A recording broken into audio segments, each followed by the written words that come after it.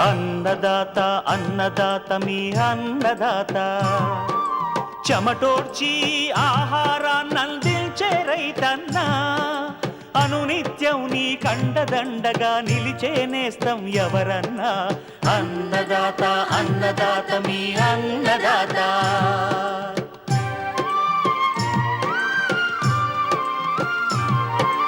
నూతన రీతుల సాగుబడికి నూరింతలు పెరిగే దిగుబడికి సూచనలిచ్చే సస్య రక్షణకు పశు పోషణకి శాస్త్ర విజ్ఞానం అందించి ముందుకు నడిపే తెలుగు రైతు భారతదేశానికి మకుటం అయ్యేలా తీర్చిదిద్దే ఆశయంతో మిమ్ము మేలు కొలిపేది అన్నదాత అన్నదాత అన్నదాత మీ అన్నదాత అన్నదాత అన్నదాత మీ అన్నదాత.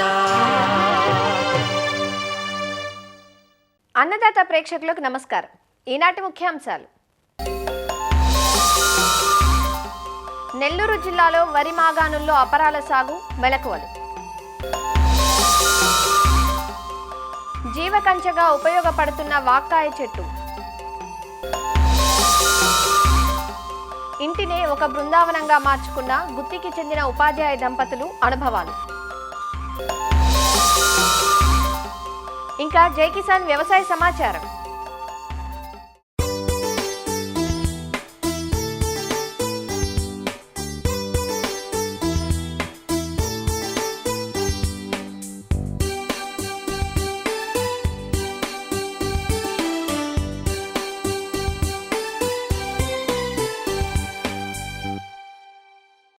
నెల్లూరు జిల్లాలో రబీ వరి పైరు కోత దశలో ఉంది. ఈ సీజన్లో వరి కోయడానికి 2-3 రోజుల ముందు అపరాలు, నువ్వులు, కొర్రలు చల్లుకొని సాగు చేస్తారు. భూమిలో ఉన్న తేమని, సారాన్ని ఉపయోగించుకొని గింజలు మొలకెత్తుతాయి.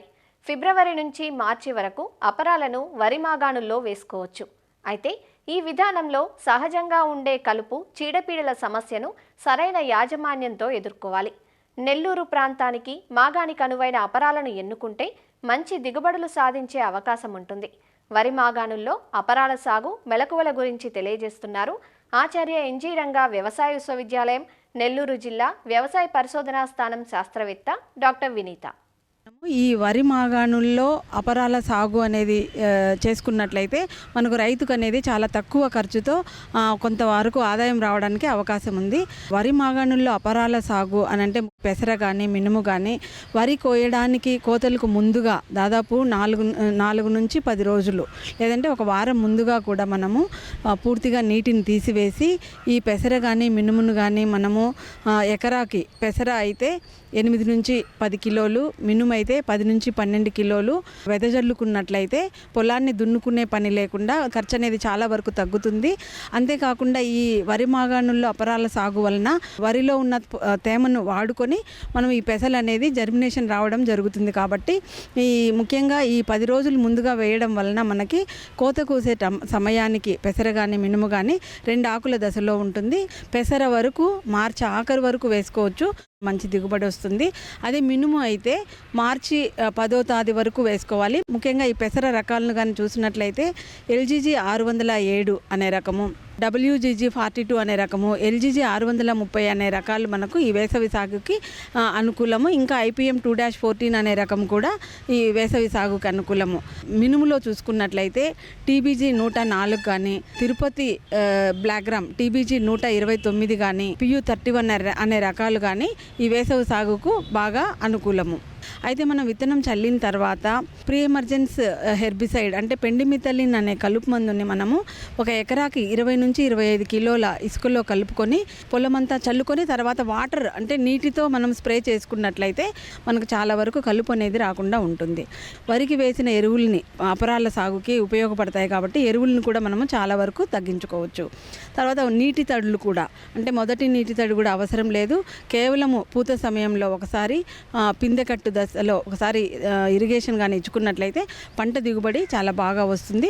తర్వాత పైపాటుగా ఎప్పుడైనా మనకు న్యూట్రియంట్ డెఫిషియన్సీస్ కానీ మనకు కనపడినట్లయితే మనకి 2% యూరియా కానీ లేదంటే 1% డిఏపి అంటే 20 గ్రాములు యూరియా 1 లీటర్ నీటి కలుపుకొని కానీ, తర్వాత డిఏపి అయితే ఒక 10 గ్రాములు 1 లీటర్ నీటి కలుపుకో కానీ, అంటే మన పూతకు ముందుగా పిచికారీ చేసుకోవాలి. ఈ రకంగా మనం కేవలం ఈ పెసర మినుమే కాకుండా కొంతవరకు అలసందలు తర్వాత నువ్వులు కూడా మనం వరి మాగాణుల్లో వేసుకునేదానికి అవకాశం ఉంది. జొన్న కానీ దీన్ని కూడా మనం వరి మాగాణుల్లో చల్లుకుంటే ఖర్చు తగ్గే అవకాశం ఉంది. కాబట్టి ఈ సీజన్లో ముఖ్యంగా వితిన 60-65 రోజులకి పెసర, 75 రోజులకి మనకు మినుము వస్తాయి. కాబట్టి వీటిని ఖచ్చితంగా వేసుకొని మళ్ళీ ఎడగారు పంటకంతా కూడా మనము ఈ అపరాలను కోసుకుని కొంత ఆదాయం తీసుకునేదానికి అవకాశం ఉంది. కాబట్టి రైతులందరూ కూడా ఈ నెలలో మార్చి నెలలో ఈ అపరాలను చల్లుకున్నట్లయితే కొంత దిగుబడి తీసుకునేదానికి అవకాశం ఉంది.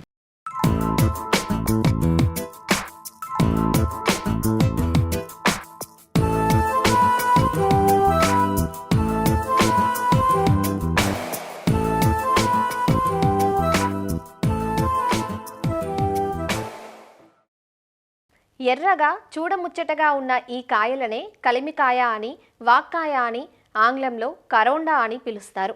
365 రోజులు పచ్చగా ఉంటుంది కాబట్టి కలిమి చెట్టు అంటారు. తెలుగు రాష్ట్రాలలో వీటి సాగు కొంత తక్కువే కానీ ఉత్తర భారతదేశంలో ఎక్కువ. ఉత్తరప్రదేశ్, పశ్చిమ బంగా, మహారాష్ట్రలలో కరోండాను తోటలుగా సాగు చేస్తూ ఆదాయాన్ని పొందుతున్నారు అక్కడి రైతులు. అదే మన తెలుగు రాష్ట్రాలలో కరోండాను పండ్ల తోటల చుట్టూ కంచె పంటగా సాగు చేస్తున్నారు. ముళ్ళున్న ఈ మొక్క ముఖ్యంగా అడవి జంతువుల బెడద ఎక్కువగా ఉండే ప్రాంతాలలో జీవ కంచెగా ఉపయోగపడుతుంది. కరోండా పెంపకంలో ఎలాంటి యాజమాన్య పద్ధతులు పాటించాలో ఈనాటి అన్నదాతలో తెలుసుకుందాం.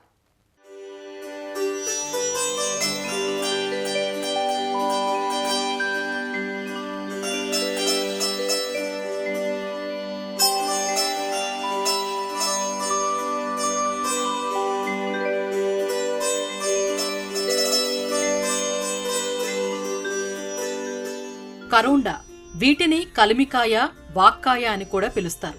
చెట్టు నిండా గులాబీ రంగు కాయలతో ఎంతో అందంగా ఉంటుంది ఈ మొక్క. కరోండా బహువార్షిక మొక్క. ఈ కాయల్లో అధిక ఇనుము పోషకం ఉండటం వల్ల రక్తహీనతను నివారిస్తుంది. పుల్లగా ఉండే ఈ కాయలను ముఖ్యంగా నిల్వ పచ్చళ్లుగాను, చట్నీలకు ఉపయోగిస్తుంటారు. అలానే చక్కెర పాకంలో ముంచి ప్రాసెసింగ్ చేయటం ద్వారా చెర్రీ పండ్లు మాదిరిగా ఉపయోగిస్తున్నారు. అలాగే ఆయుర్వేదంలోనూ ఈ మొక్క ఆకులు, వేర్లను విరివిగా వాడుతున్నారు. ఈ మొక్కలు గుబురుగా ఉండి కొమ్మలు శాఖోపశాఖలుగా విస్తరించి పదునైన ముళ్ళు కలిగి నిలువుగా పెరుగుతాయి. నీటి ఎద్దడిని తట్టుకుని భారతదేశంలోని అన్ని ప్రాంతాల్లో పెరిగే మొక్క ఈ కరోండా.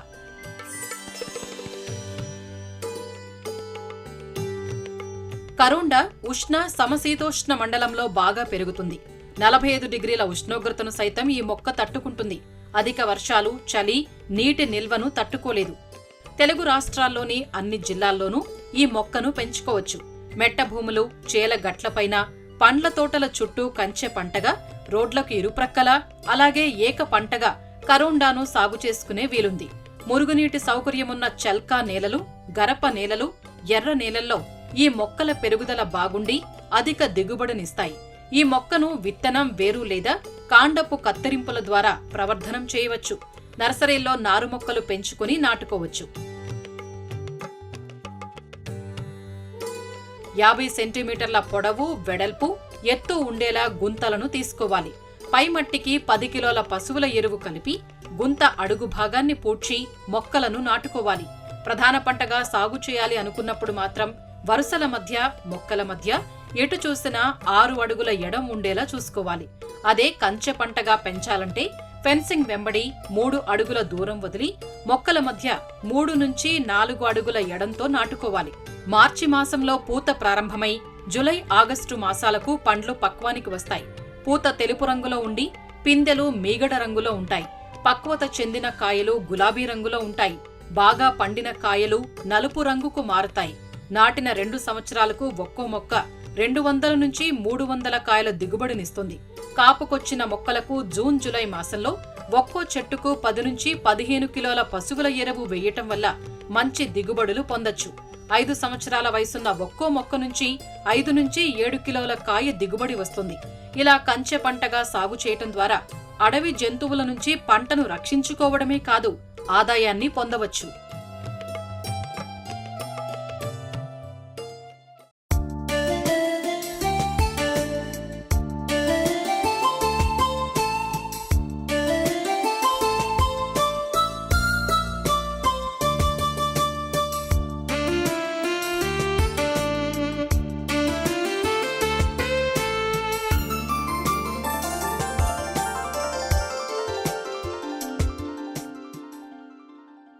వృక్షో రక్షతి రక్షితః అంటారు. అంటే చెట్లను మనం రక్షిస్తే అవి మనల్ని రక్షిస్తాయి అని అర్థం. దీన్ని బాగా వంట పట్టించుకొని తమ ఇంటిని మొక్కలు చెట్లతో నింపేశారు ఆ ఉపాధ్యాయ దంపతులు. అంతేకాదు తమ కాలనీలోని అందరినీ కూడా ప్రకృతి ప్రేమికులుగా మార్చేశారు. ఎవరా దంపతులు, ఎక్కడిదా నందనవనం, చూసేద్దాం రండి మరి.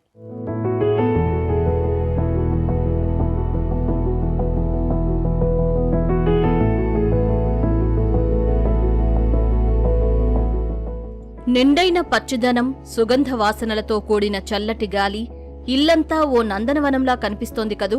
పలు రకాల మొక్కలు, పిచ్చుకల సందళ్ల మధ్య సేద తీరేందుకు చుట్టుపక్కల వారు అనేక మంది వారింటికెళుతూ ఉంటారు. పర్యావరణాన్ని కాపాడాలని మాటలు చెప్పడమే కాదు, ఆచరణలో పెట్టి చూపించారు మల్లెల ఓబులేషు, జ్యోతికళ దంపతులు. అనంతపురం జిల్లా గుత్తిలోని ఓ గేటెడ్ కమ్యూనిటీలో మల్లెల ఓబులేషు, జ్యోతికళ దంపతులు నివాసం ఉంటున్నారు.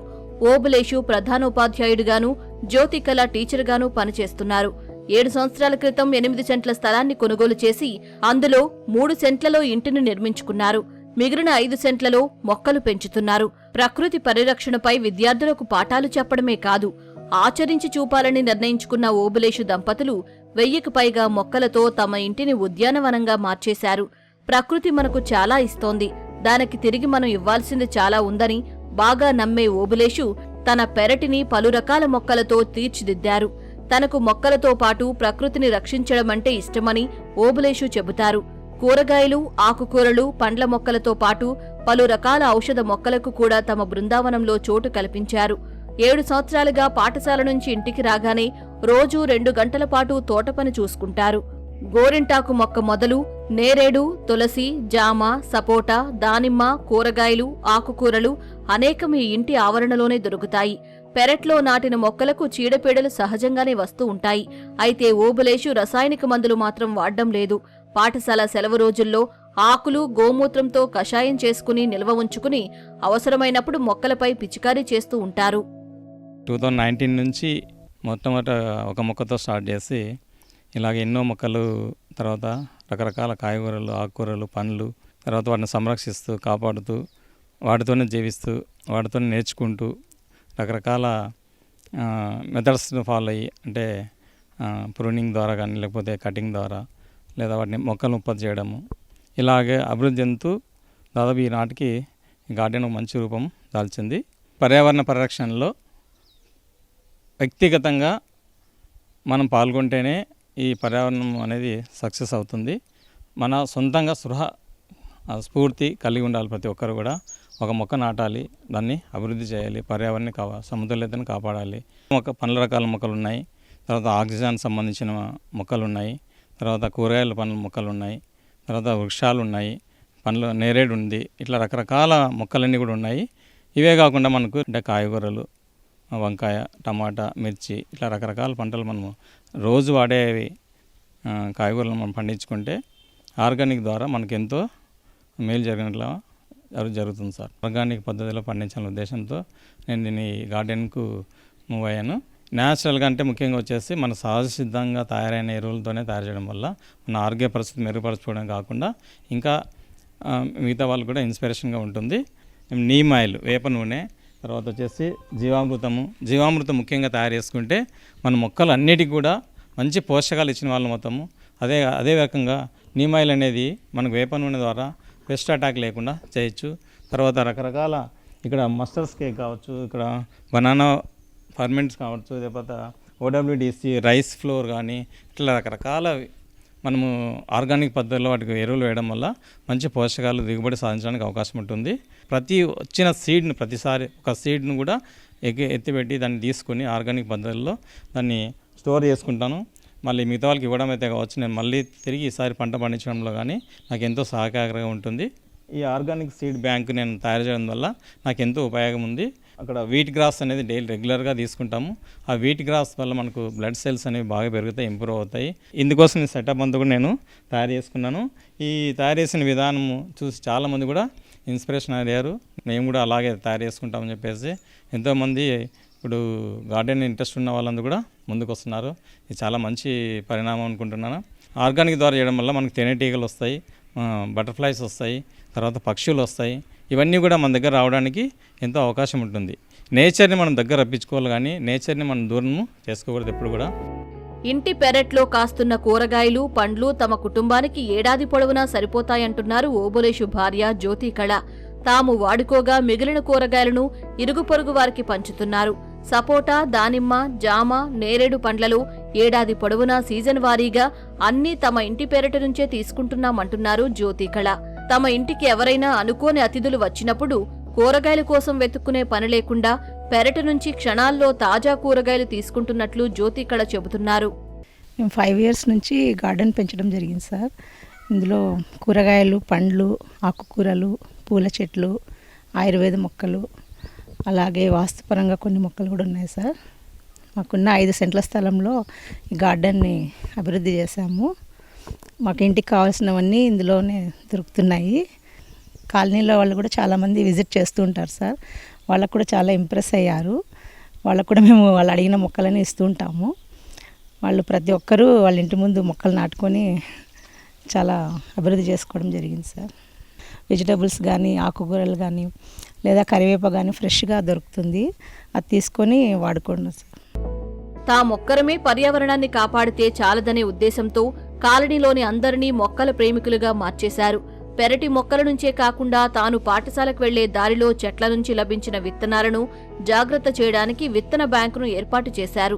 వర్షాకాలం వచ్చిందంటే తమ పాఠశాల విద్యార్థుల ద్వారా వారి ఇళ్ల వద్ద, గ్రామంలో విత్తనాలను నాటిస్తూ మొక్కల పెంపకాన్ని చిన్నతనం నుంచే విద్యార్థులకు నేర్పిస్తున్నారు. అంతేకాదు నిపుణుల దగ్గర మొక్కలను అంటుకట్టడం కూడా నేర్చుకున్నారు. తాను వెళ్లిన చోట మంచి మొక్క కనిపిస్తే ఆ మొక్కకు అంటుకట్టి దాన్ని ఇంటి ఆవరణలోకి తెచ్చుకుంటారు. ఇలా తెచ్చుకున్న మొక్కల నుంచి మళ్లీ వాటి ద్వారా అంట్లు కట్టి కాలనీలో అందరికీ బహుమతిగా ఇస్తున్నారు. ఓబులేషు పర్యావరణాన్ని పరిరక్షిస్తున్న తీరును కాలనీ వారు ప్రశంసిస్తున్నారు. సార్ ఇన్స్పిరేషన్గా తీసుకొని చుట్టుపక్కల మేము కూడా కిచెన్ గార్డెన్ డెవలప్మెంట్ కానీ, రూఫ్ గార్డెన్ డెవలప్మెంట్ కానీ మేము కూడా చేస్తున్నాం సార్. ఇలాంటి నైబర్ మాకు ఉండడం వల్ల మాకు చాలా ఆనందంగా ఉంది సార్. ఆ గార్డెనింగ్లో మెలకువలన్నీ సార్ మాకు నేర్పిస్తుంటాడు. చాలామంది తన దగ్గర డబ్బులు ఉంటే ఏదో సినిమాలు కానీ వ్యర్థమైన వాటికి ఖర్చు పెడుతుంటారు, కానీ సార్ అయితే ఒక 50 రూపాయలు అన్నా కానీ 2 మొక్కలు తెచ్చుకుంటారు సార్.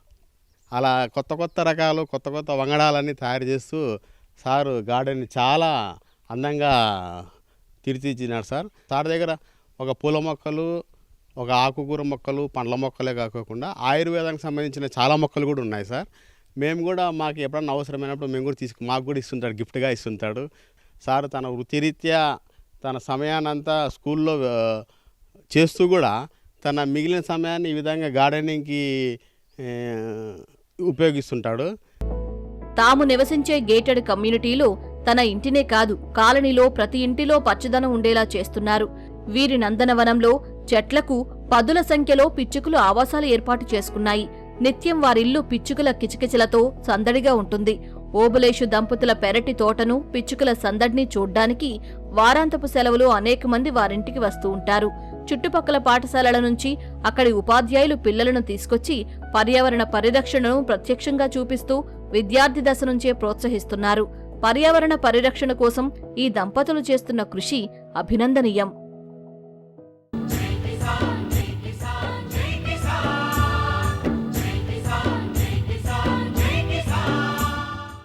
వ్యవసాయ సమాచారం ఇప్పుడు జై కిసాన్లో చూద్దాం. పడిపోయిన టమాటా ధరలు తెలుగు రాష్ట్రాల రైతులకు ఆవేదన మిగుల్చుతున్నాయి. కనీస కోతకూలి కూడా రాని దయనీయ పరిస్థితులు నేలపాలవుతున్నాయి. అటు తోటల్లో ఉంచలేక, ఇటు కోసి అమ్ముకోలేక రైతులు ఆవేదన చెందుతున్నారు. ఆంధ్రప్రదేశ్లోని అనకాపల్లి జిల్లా దేవరాపల్లి మండల కేంద్రంలోని మార్కెట్లో పడిపోయిన ధరలకు నిరసనగా రైతులు కాయలను రోడ్లపై పారబోస్తున్నారు.